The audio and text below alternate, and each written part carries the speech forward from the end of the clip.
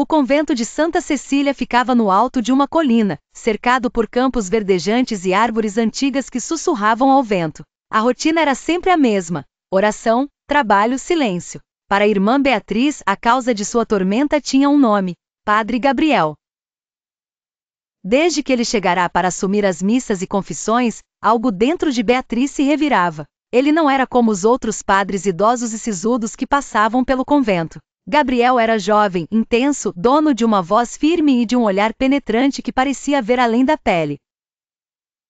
Quando pregava, suas palavras não falavam apenas de fé. Havia algo mais. Algo que tocava Beatriz em um lugar que ela tentava ignorar. Ela o observava durante as missas, estudava seus gestos enquanto ele levantava o cálice, enquanto seus lábios se moviam ao recitar as orações. Cada detalhe dela ardia em pecado, e ela sabia disso. Mas como resistir? O desejo era um veneno, infiltrando-se em suas veias a cada olhar, a cada palavra trocada. E ele parecia saber disso. Naquela noite, Beatriz não conseguia dormir. As paredes frias de seu quarto pareciam sufocá-la. O tecido do hábito pesava em seu corpo, como uma prisão. Decidiu sair para caminhar pelo claustro, tentando acalmar sua mente atribulada. Foi então que o viu. Ele ergueu os olhos e a viu.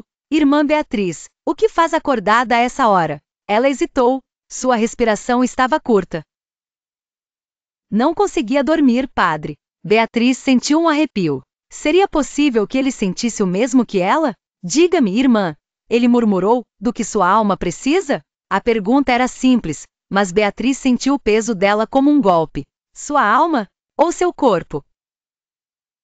Ela fechou os olhos por um instante, tentando encontrar forças para recuar, mas então sentiu o toque. Um choque percorreu seu corpo. Era errado. Era proibido. Mas Deus era testemunha de que ela não queria parar. Isso é um teste? Sua voz saiu fraca, trêmula. Talvez eu esteja tentando descobrir se é possível desejar sem pecar. Os olhos dela se fixaram nos lábios do padre, que estavam tão próximos, tão tentadoramente próximos. E então, aconteceu. O primeiro beijo. Foi leve, quase casto, mas carregado de eletricidade.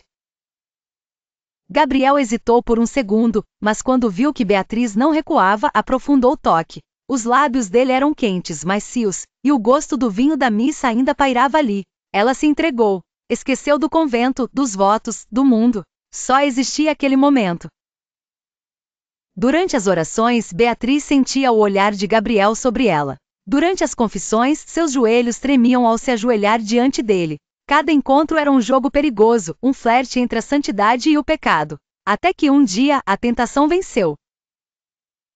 Chovia forte naquela noite quando Beatriz se refugiou na sacristia, o coração disparado. Sentia-se prestes a explodir, incapaz de controlar as emoções que a consumiam.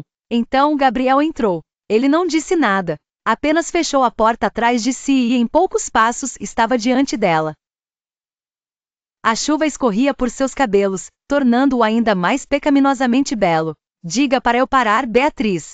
Ela não disse. Ele deslizou os dedos pelo rosto dela, desceu pelo pescoço e então, sem aviso, puxou-a para um beijo avassalador. Dessa vez não havia hesitação. As mãos dele deslizaram para a cintura dela, puxando-a contra si. O calor de seus corpos contrastava com o frio do convento. Beatriz agarrou a batina de Gabriel, sentindo a rigidez de seus músculos sob o tecido. A santidade nunca pareceu tão distante. Seus hábitos se tornaram um obstáculo, mas, um a um, os botões se desfizeram. As mãos de Gabriel exploraram cada curva escondida pelo voto de castidade, cada centímetro proibido. O desejo sufocava qualquer culpa. Ele a ergueu, deitando-a sobre a mesa da sacristia. Beatriz arfava, sentindo os lábios de Gabriel traçarem um caminho de fogo por sua pele. Suas mãos tremiam, mas não de medo, de puro e em êxtase. E então, a última barreira foi rompida. Seus corpos se uniram na escuridão da sacristia, em um êxtase silencioso. Na manhã seguinte, Beatriz acordou com a alma dividida entre o êxtase e o terror. Ela saiu da sacristia antes do amanhecer, vestindo novamente seu hábito, tentando apagar qualquer vestígio do que havia acontecido. Mas o fogo ainda ardia dentro dela.